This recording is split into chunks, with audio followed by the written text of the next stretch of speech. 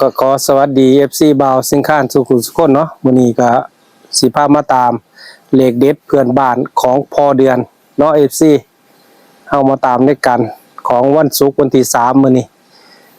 เดี๋ยวเฮาเข้าไปหาพอเดือนด้วยกันเนาะ FC บ่าวสิงค้านเนาะพอเดือนเพิ่นมีเลขเด็ดข้ามโขงเมืองลาวให้เฮาบ่เนาะ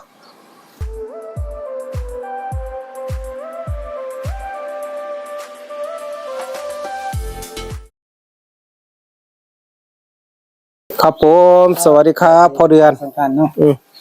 มาตามแนวทางข้ามโขงเมืองลาวให้ FC คือเก่าแม่นวันนี้ขอเกมือด้วยขอแก้มือเนาะขอเกมือเล่นว่ามันขึ้นมันรุดได้พอโอ้มันขึ้นรุดขอเกมือใหม่ครับชนมากมันสิเข้ามือนึงมันรุดมือนึงแล้วก็จะมาเข้าใหม่อีกขนาดนั้นเข้ามือนึงรุดมือนึงมาเข้าใหม่อีกสินะบ่ขึ้นรุดแสดงว่ามื้อนี้สิเข้าที่กษัตริย์ก็ว่าเกมือมื้อนี้ล่ะโอ้ไอ้ที่ดีนะบ่ก็จังค่อยลงทุนเนาะแต่ว่ามื้อนี้มีความฝันบ่คนฝันมันขึ้นบ่ฝันเลยโอ้เมื่อคืนบ่ฝันเนาะว่ามันขึ้นบ่ฝันแต่ว่าก็เอาตามนี่ล่ะตามตัวเลขจุดถูกนี่ล่ะเขาเอาตามตัวเลขถูกปู่ศรีสุโธแม่ย่าปทุมมาแม่นครับเอาตัวนี้ล่ะบ่ต้องไปอันนี้ความฝันบางเทื่อมันก็เขาได้บ่ได้ความฝันก็อันนี้นอนบ่ได้แล้วก็ความฝันนี่บางเทื่อมันก็เขาบางเทื่อมันก็บ่เขาเนาะครับแต่ว่าเอานี่ล่ะของถูกปูนี่ดีกว่าเอาถูกปู่ดีกว่ามื้อนี้ล่ะขอแก้มือกันมื้อนี้ขอแก้มือสุดท้ายนำไม่ต้องชุกนำแต่ว่าอาทิตย์นี้พอเดือนเข้าจักมื้อ3มื้อแม่นเนาะวันอังคารวันพุธก็มื้อวานมื้อขึ้นบ่เข้านะแสดงว่าเข้า2มื้อเข้า2มื้ออาทิตย์นี้เข้า2มื้อเนาะ FC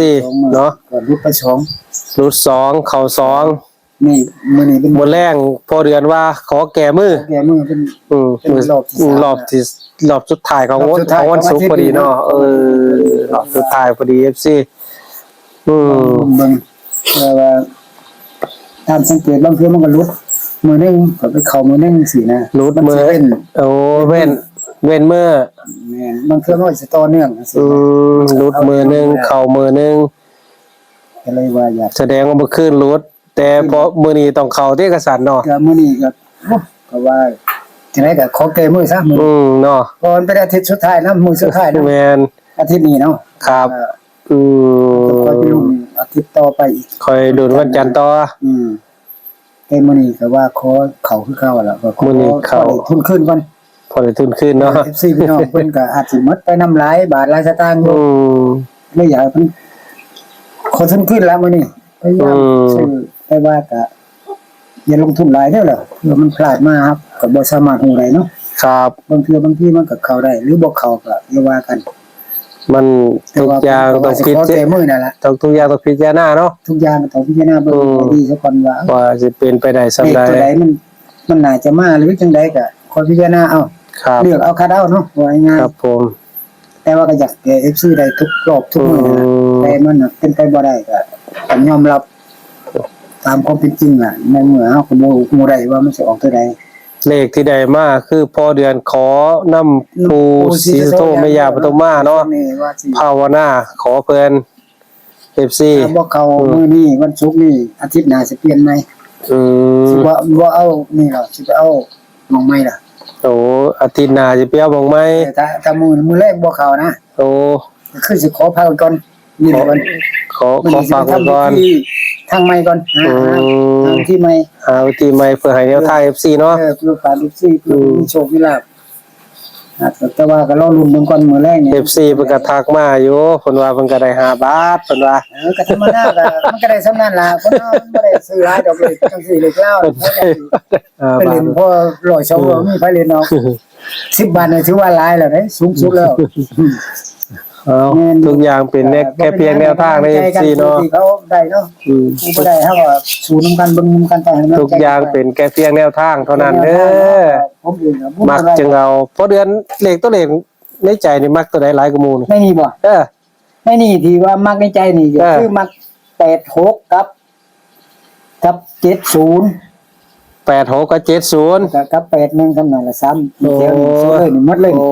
81 70 86ที่มักในใจครับ FC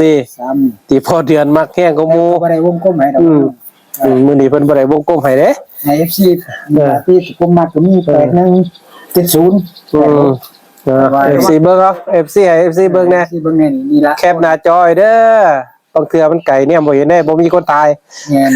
ตั้งกล้องไว้แล้วก็เลยมานั่งคุยกันกับพอเดือนเนาะก็แคปหน้าจอไว้มักคอยเอาบ่มักก็ผ่าน แม่น ทุกอย่างเป็นแค่เพียงแนวทางเท่านั้น FC เนาะ แม่น อืม ไม่ได้ แต่ว่า ไม่ได้ก็ พอเดือนบ่ฝันรอบนี้ บ่ฝันเด้อ เขาก็เอาเลขถูกไปเลย เอาเลยถูกไปเลย เอาเลขถูกปูสีสุโธ ฝันก็สิเว้า ไม่อยาก สู่ฟังกัน ไม่อยากปทุมมาไปเนาะ ไม่เอาเลยถูกนี่ก็มาไปดีกว่า อืมแต่อย่าลืมว่าพอเดือนมัก86หลายกว่าหมู่ มี70 70แล้ว แล้วก็ ก็ 81 3ตัวเนาะ เออ เบิ่งแล้วเฮาก็ นั่นก็มันมักก็ตามบ่มักก็บ่เป็นหยัง เฮาก็บ่พิจารณาเนาะพอเดือน เนาะ เนาะ เอาเองเนาะ ครับผม มันน่าจะเป็นไปได้ซำใดก็ อืม สิเอาพิจารณา ครับผมเอง มักแค่นี้แหละ ผมเองบริษัทขอบคุณพ่อเดือนหลายๆที่แบ่งปันตัวเลขครับผม มื้อนี้